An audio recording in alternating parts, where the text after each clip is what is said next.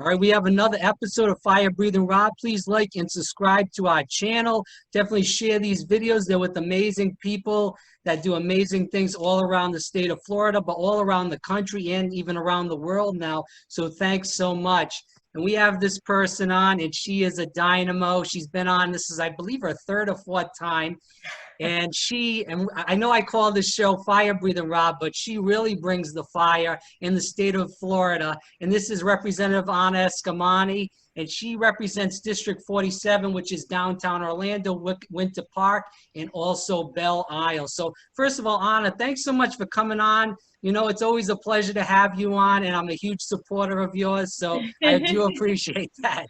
It's an honor. It's great to see you again virtually. I just found out last Saturday that the $3,190 that got stolen from me, and you helped, and also Lauren, who is crushing it on Twitter and TikTok also. And, you know, as much as she's doing that and she's helping out with this too. So, you know, I really want to thank you guys for that and for helping me get my money back, because I believe if it wasn't for the pressure that you and Lauren put on DEO, I probably would still be fighting against this terrible system. So I really, it's an honor that you helped me, and I really do appreciate your help with that. Absolutely. Well, thank you for your advocacy and your persistence. I mean, it's hard not to get discouraged and just to kind of, you know, drop everything and just stop trying, but you kept going, and we're right here next to you. So yeah, it's such an honor. I'm glad so far, you know, it's finally had a positive outcome, but unfortunately we know that this situation is nowhere near over. We know that there are people that, you know, still have not got their money since March. And I do want to start off right now and touch on DEO. And let's kick that around right now. It's speaking about unemployment. We know Governor DeSantis finally is allowing most Floridians to get that 3 weeks of $400, with the $300 from the government and $100 from the state of Florida. How can we, you know, it's nice that these people are going to get the 3 weeks of the $400, the people that do get it, but like people like me that aren't getting anything due to this, and, you know, people are still, like I said, only getting 3 weeks of this. So how can we help these people? What, you have any ideas up your sleeve? So we sent a letter. Well, first of all, just to kind of, you know, echo the frustration of it. I mean, this executive order is not a solution. It's just a Band-Aid. And we all know that 3 weeks of $300 that's not even available to every person is not good enough. And we don't even know how long it's going to take to get approved or when people actually see it. And so it definitely is a smack in the face, right? When it comes to what we know Floridians need and what we've been talking about for months now, knowing that FPUC was going to expire, we needed Congress to act. We needed our governor to expand the weekly benefit amount. He never did, and here we are today. Now, what can we keep where can we keep going? What can we keep doing? So last Friday, I sent a letter to Governor Ron DeSantis outlining 4 areas of immediate need. You know, one was, expanding the weekly benefit amount. I said to at least $600 for every person. So we didn't meet that at all. But, you know, we need to expand weekly benefit amounts. We need to extend the work search requirement waiver, both for unemployment and food stamps. We need to extend the current executive order on evictions and foreclosures. And we need to provide more small business relief, especially for the small businesses that are still closed right now.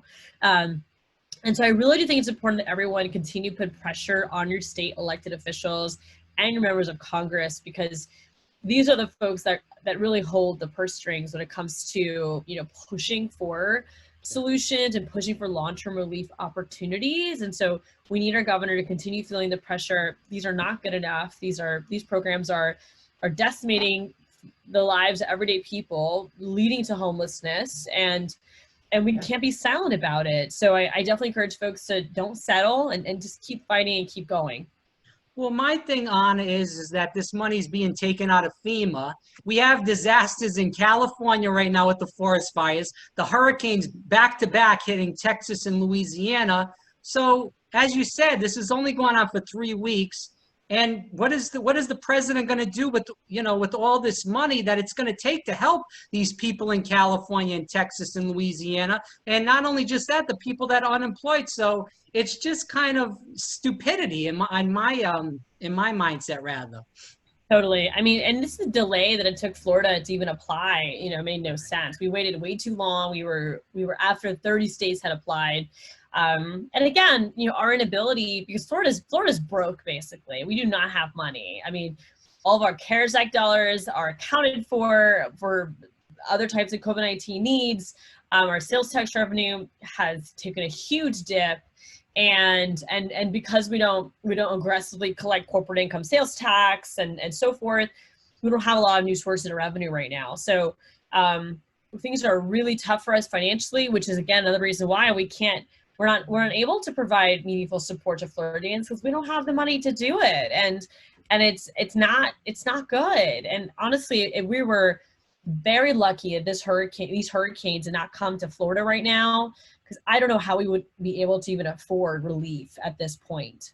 And it's another reason why we need to get Anna reelected, and then look in 2022 to put her in the governor's mansion. We'll move on. Oh my God.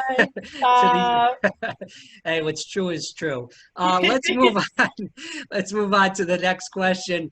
So I know about Deloitte because I'm originally from Rhode Island, and they did a disaster. Oh, wow, they did. Yeah, with the DHS system up in Rhode Island.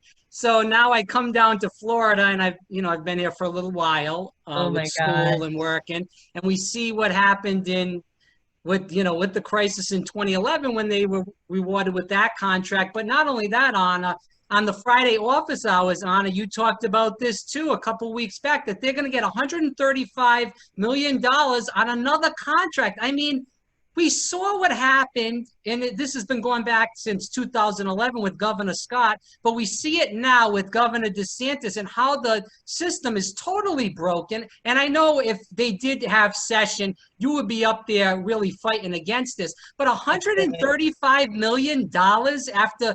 This is not just in Florida. This has happened in Rhode Island and other states, and we're going to give them more money. It's like the Twilight Zone. How is this being allowed?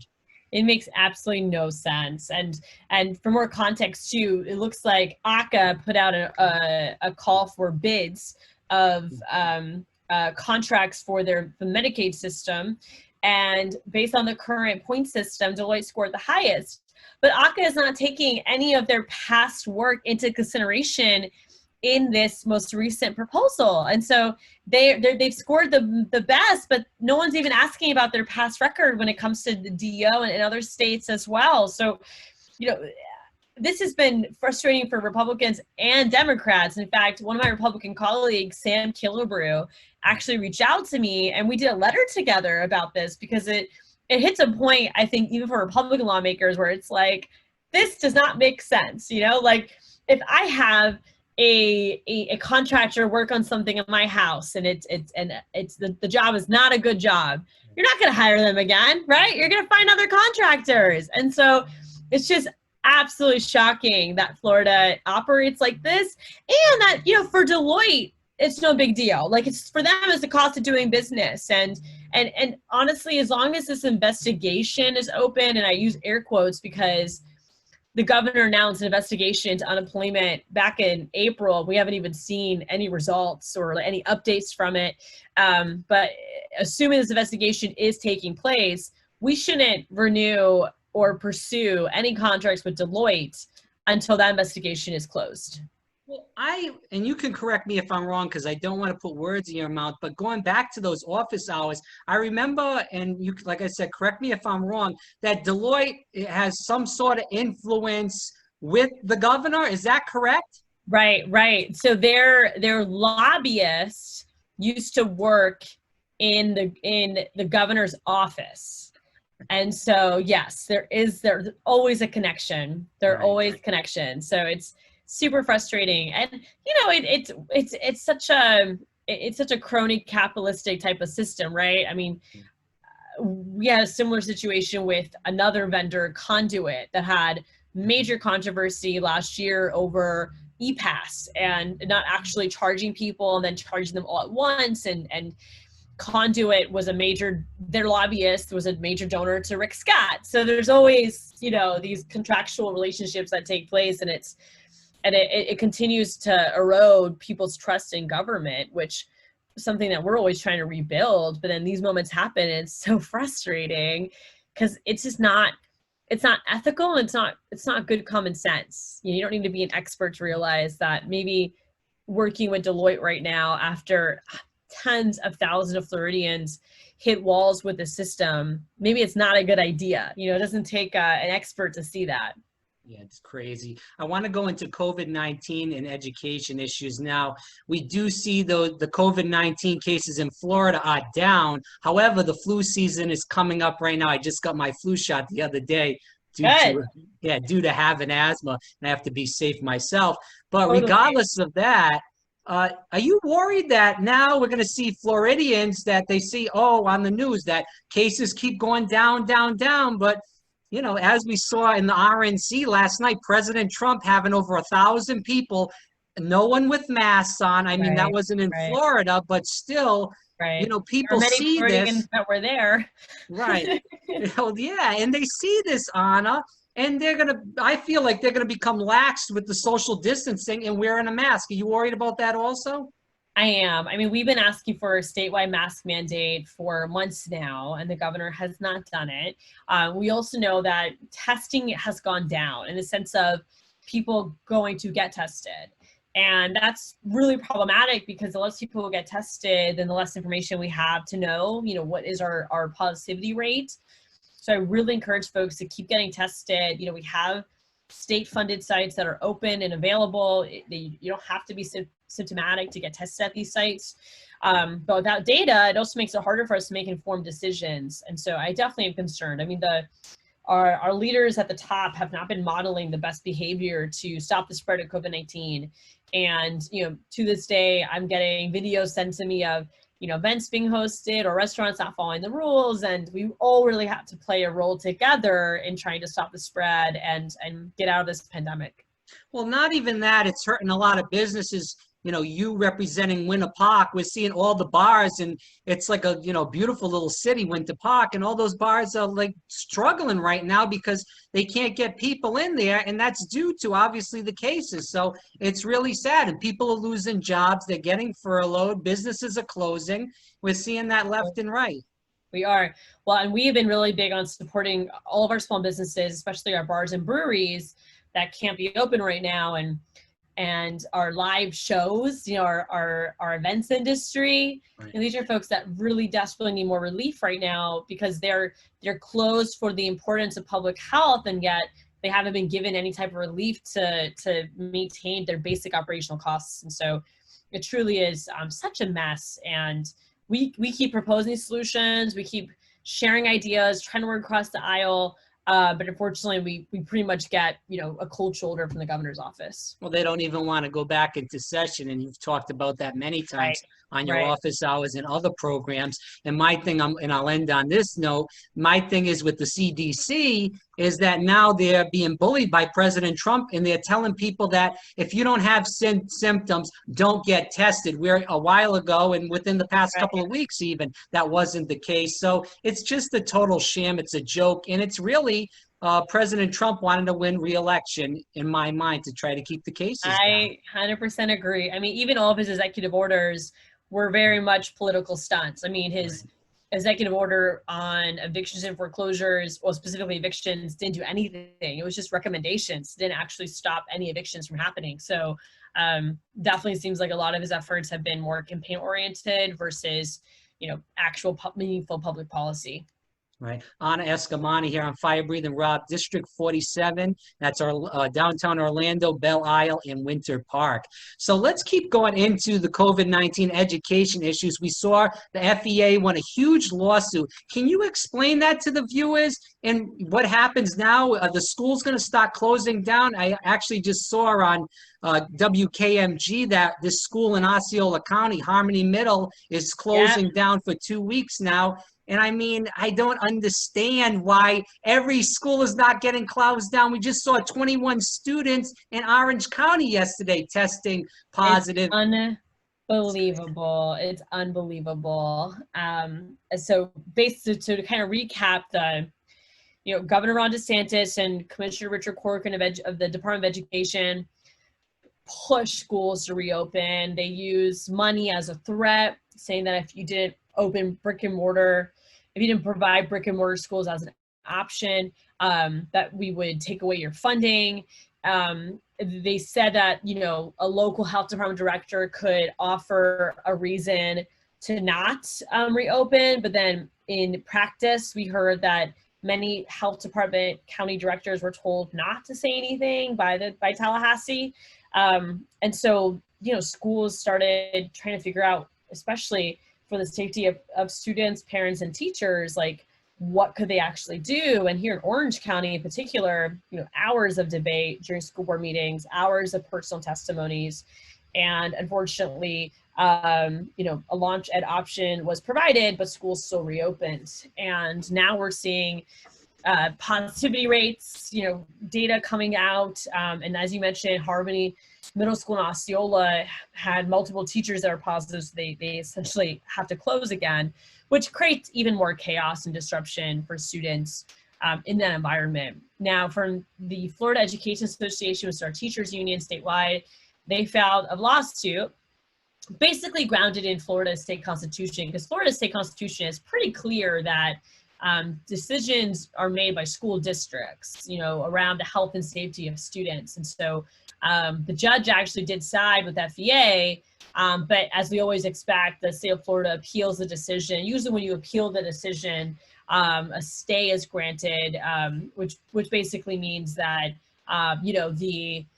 the judge's decision that local control be reinstated was stopped by the appeal.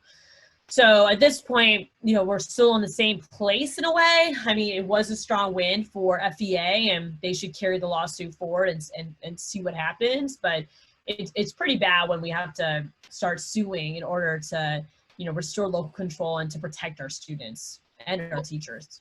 Well, truly, there's going to be blood on Ron DeSantis's hands, and also Richard Corcoran, and we know how bad he was as Speaker of the House in general. Right. And I don't even think he should be in this job of education. I don't really know. Maybe you can say, but I don't know what he's done for education in general. As his time as the Secretary of Education, or even as Speaker of the House, he's mainly put money into charter schools and cut funding. So.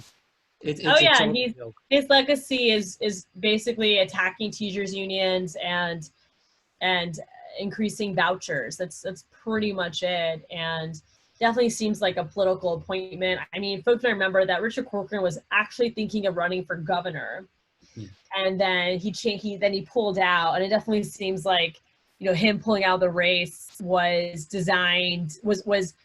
gave him the opportunity to get a political position in this administration. So it's a lot of political games, and unfortunately people's lives are at risk because of it. So I want to end the interview with a few questions about issues that are affecting Americans and Floridians alike. We saw what happened in Kenosha, Wisconsin. In a second term, going up to Tallahassee again, what issues will you fight for as far as Black Lives Matter and making sure that Black and brown people of, all kinds aren't getting shot by police, aren't getting physically hurt by police in prisons or even on the street? Totally. I mean, I've been proud to be a supporter of Black Lives Matter since I was at UCF and as a college Democrat. And my first 2 years in legislature, we have filed bills to help reduce mass incarceration. And I'm proud to say that I was never endorsed by any police union, because when they would meet with me, I would be very clear on my concerns around police brutality and just the control that seems to be without any type of boundary in the responsibility of law enforcement to actually keep us safe. And so one of the bills that I plan to refile was inspired by the story of a 6-year-old Black girl who was arrested in Orlando charter school named Kaya Roll. Yes, I remember.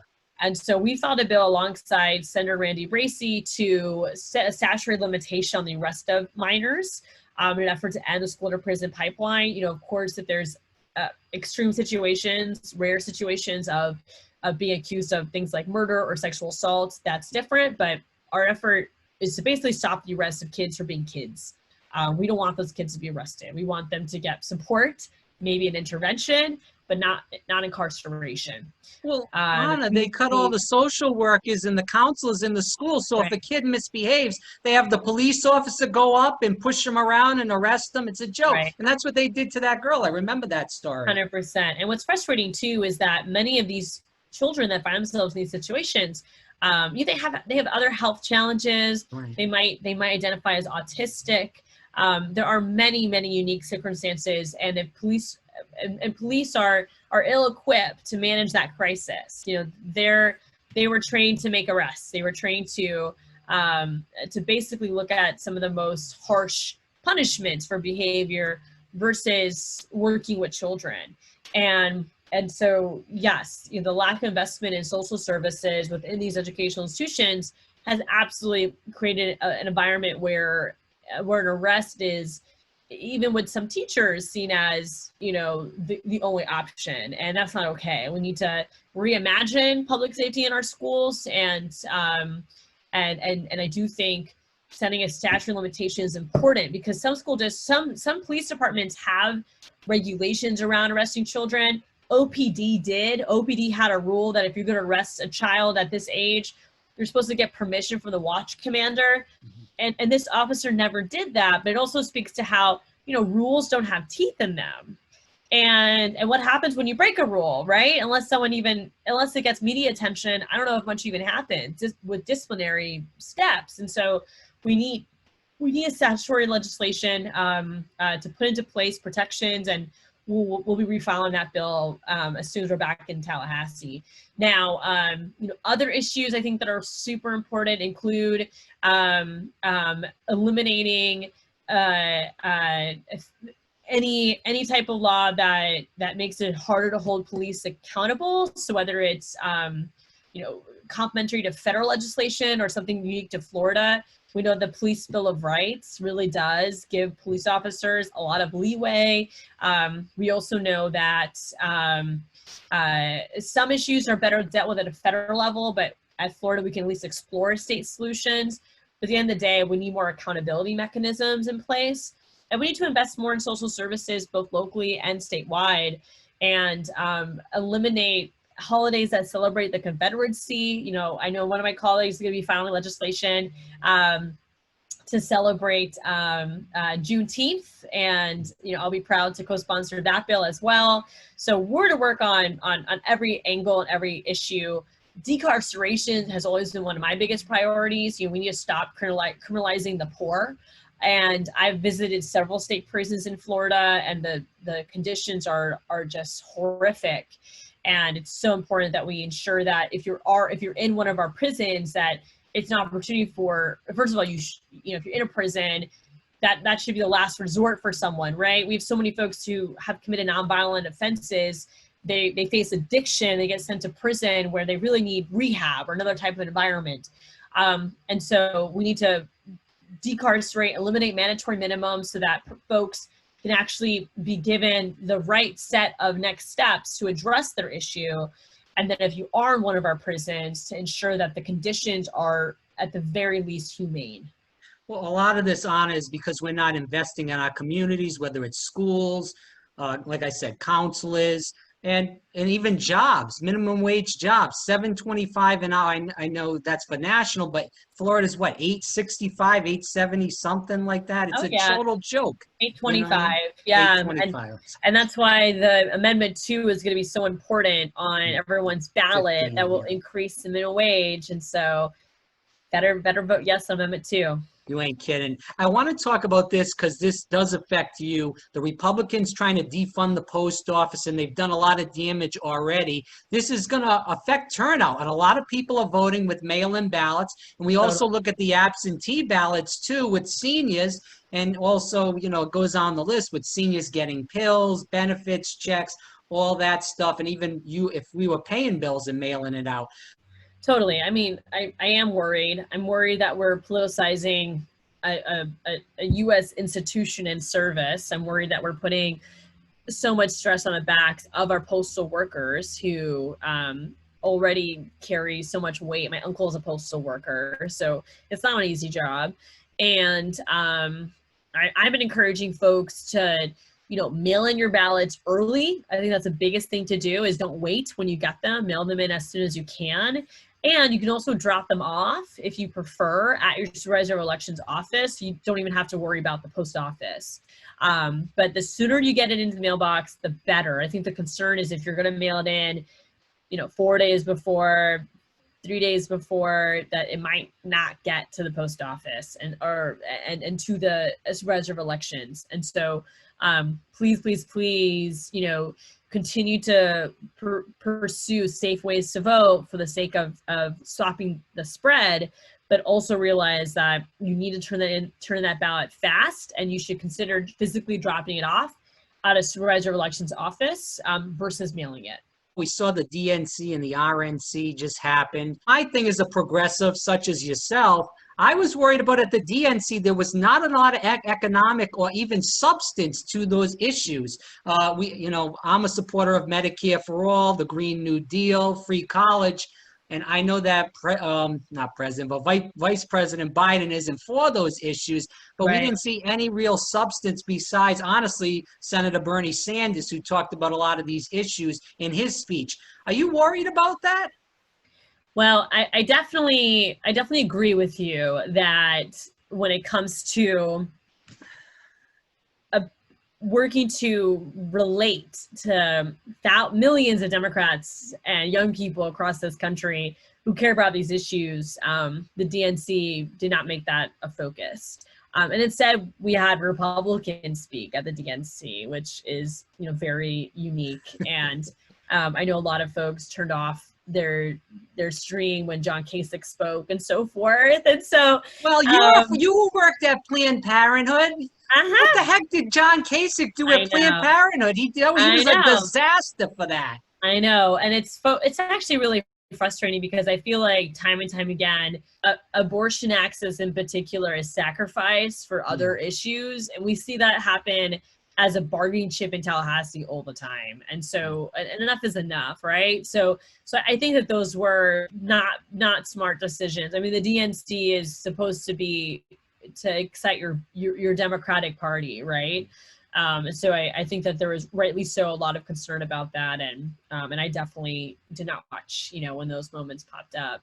I do think the DNC, they centered a lot of storytelling on directly impacted people, which is important. Right. But I've encouraged folks, especially progressives, that we should not be discouraged. There are so many opportunities to do good at a state level and to build a bench for the future. And so, at the end of the day, if we're talking about leveraging issues, it's going to be a lot more effective to work with a Biden-Harris administration than a Trump-Pence, right? So I hate to tell folks that we have to vote against someone, because I think it's always better to say vote for someone. But at the end of the day, there are already commitments that Joe Biden has made around immigration issues, around energy issues, that I feel like are going to at least kind of be a reset for us versus a revolution, right? And so I know it's not ideal for so many people, but it is the best case scenario for now, that we reject fascism and move towards, at the very least, some sense of human decency and empathy back in our country. But when I think of a progressive right now, of course, somebody like you, Michelle Rayner, Bernie Sanders, AOC, Ilhan Omar, and there's a few others that are in Congress too. But my thing is, I feel like the moderate Democrats call themselves progressive now, and they've hijacked the term.